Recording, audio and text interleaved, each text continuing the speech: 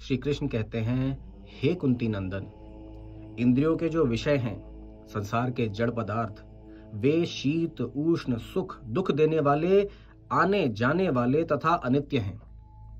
हे भारत, तुम इन्हें सहन करो।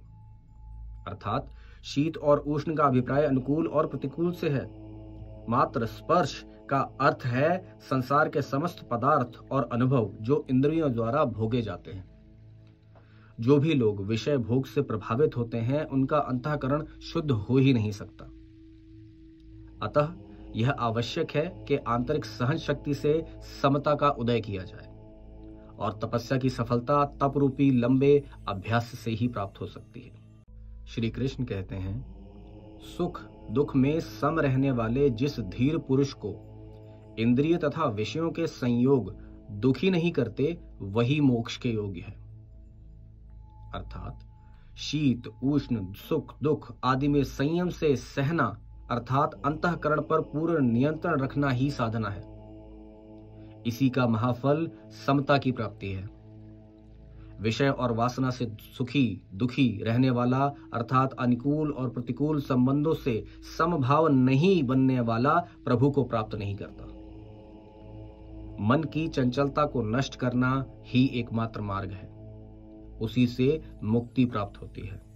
श्री कृष्ण कहते हैं, परिवर्तन केवल असत यानी देह में ही रहता है, परंतु सत बुद्धि मन इंद्रियों आदि प्रकरणों से नहीं जाना जाता, क्योंकि ये प्रकरण स्वयं ही असत है, देह है। यह ठीक है कि सच्चे प्रयासों से कुछ भनक अवश्य लग जाती है, लेकिन अधिक जानकारी के लिए महापुरुष बनना पड़ता है। महापुरुष वही है जो मन बुद्धि से ऊपर उठकर आत्मबुद्धि में स्थिर रहता है।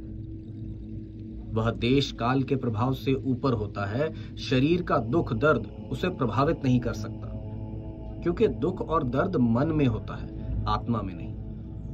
भगवान श्री कृष्ण अर्जुन को अविनाशी सत्य को समझाने का प्रयास कर रहे हैं। यह अविनाशी तत्व यानी आत्मा ही सारे विश्व में व्याप्त है, अर्थात सारा विश्व इसी के कारण है, क्योंकि यह आत्मा अविनाशी आत्म तत्व ही सारे जगत में व्याप्त है, और सारा चल अचल रूप इसी आत्मा के कारण है, अर्थात यह आत्म तत्व ही सब प्रकाशित कर रहा है।